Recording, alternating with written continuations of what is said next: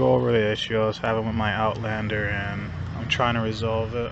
I'm pretty sure that I figured out the issue.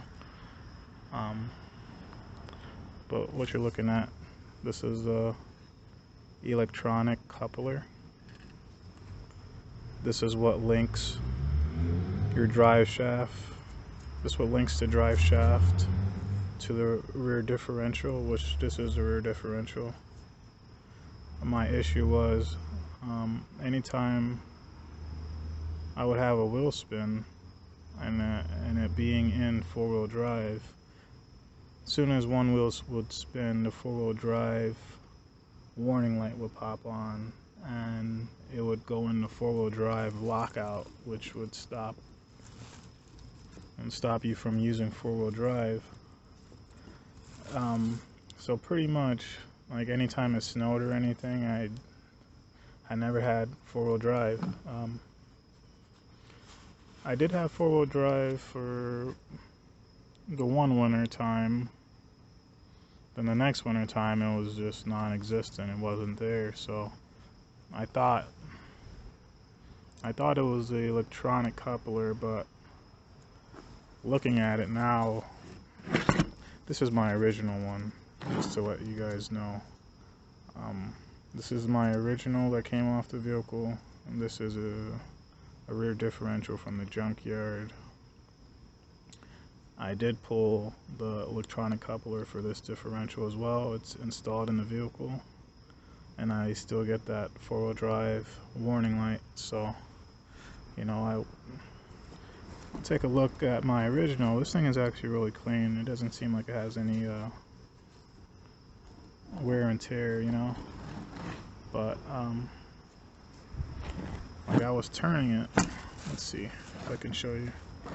I was turning it like this, and I noticed that it automatically turns. I thought that it would be in a free spin without it being activated, but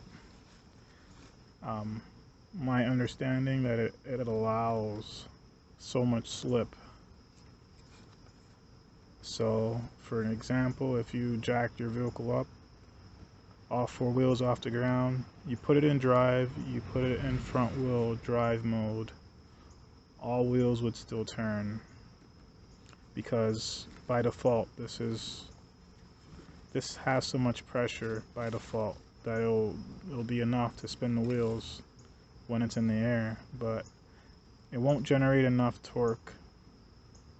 Let's say if you're in a situation where you'd have to get out, like say snow or mud or something, it's not going to generate enough torque for you to power the rear wheels until you switch the sensor. So by default, this is always putting out so much torque to the rear wheels, probably very small percent. I don't know the percentage, but you know, just an idea. Let's say, for an example, it's putting out 1% to the rear wheels, because I try to, with both hands, I try to stop it from turning, and that was very impossible. So that's how I figured that it wasn't my electronic coupler that was bad, you know. I had the vehicle jacked up, all four wheels off the ground. I put it in drive. The rear wheels wouldn't move at all. And I'll probably show you in a little bit. I would turn one wheel. Like I say, if I turn the right rear wheel, the left rear wheel wouldn't move at all. It would just stay in position. So I came to a conclusion that my rear diff is blown, and I'll be able to show you. Alright, this is how I know my rear diff is blown. I can easily rotate this. Like there's barely, there's like no resistance here. I can rotate the electronic coupler, and nothing's happening. I mean, the tires are on the ground. The tires are on the ground. There should be a lot of resistance here. Like, I shouldn't be able to turn this by hand. Alright, so by default, the electronic coupler does, it slips a little bit, but not enough for you to turn it by hand. It applies enough torque so when the vehicle is under power, then the front wheels will get most of the power. But if the wheels were all off the ground, all four wheels would be moving no matter if you had it in front wheel drive mode only, because it can only allow so much slip, you know. So the fact that I can turn this by hand, it automatically tells me that the rear diff is blown.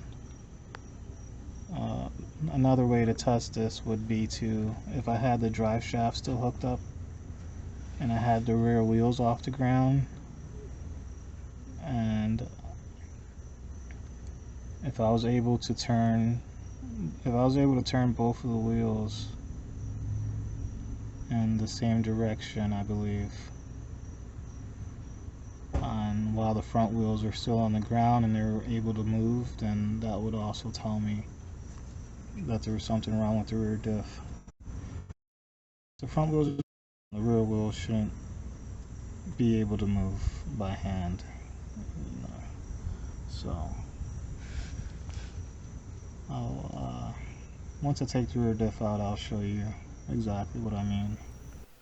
Trying to figure out my all-wheel drive issues, I went to the FSM, the factory service manual, to try to figure out what was going on, and I came across this portion where it shows you how to check the electronic coupling, and it wanted you to raise the vehicle up off the ground, pull the parking brakes 2 notches, put it in front wheel drive mode, you know, start the engine and let it run, and you're not supposed to let it run for long, just a couple seconds, and the front wheels are supposed to spin, but not the rear wheels, obviously, because it's in front wheel drive mode. But when you put it in all wheel drive mode or 4-wheel drive lock, whatever, it's supposed to generate enough torque for the rear wheels to move. Now my issue was I did all that, jacked the vehicle up, and before I even pulled the parking brake, I wanted to try and see what would happen, and started up, put it in drive, and there was nothing. I didn't get any spin from the rear wheels. Front wheels were spinning, but rear wheels were not. So put it in 4-wheel drive mode, and as soon as I put it in 4-wheel drive mode, I got that warning light with the 4-wheel drive system overheat, and from there I knew it was something. There was definitely something wrong with the electronic coupler, or that's what I thought at the time until I pulled it apart. Then I figured out that it wasn't the electronic coupler, but you know, my symptoms were in snowy conditions, because that's like one of the only times that I would figure out that there was something wrong with my all-wheel drive. As soon as one wheel would slip, I would get that warning of 4-wheel drive overheat, and I thought, you know, the wheel only spun one time, and the system couldn't overheat in that short amount of time. So I was thinking that I had a bad electronic, you know, coupling. So I'll show you the process I went through of figuring out what the actual issue was. Okay, I'm gonna show you. I'm gonna show you the diff working with electronic coupler and how it wasn't working with the old differential. Alright.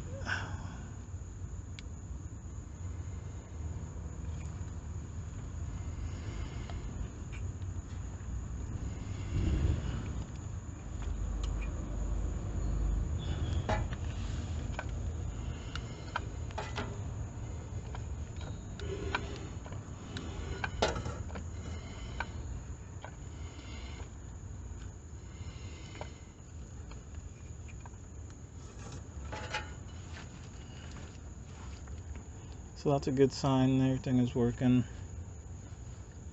I guess I'll have to actually test out the actual electronic side of the electronic coupler. I mean, I could jack it up and test it out. Jack it up, jack all four wheels off the ground, and pull the parking brake 1 or 2 clicks, I believe that the factory service manual says.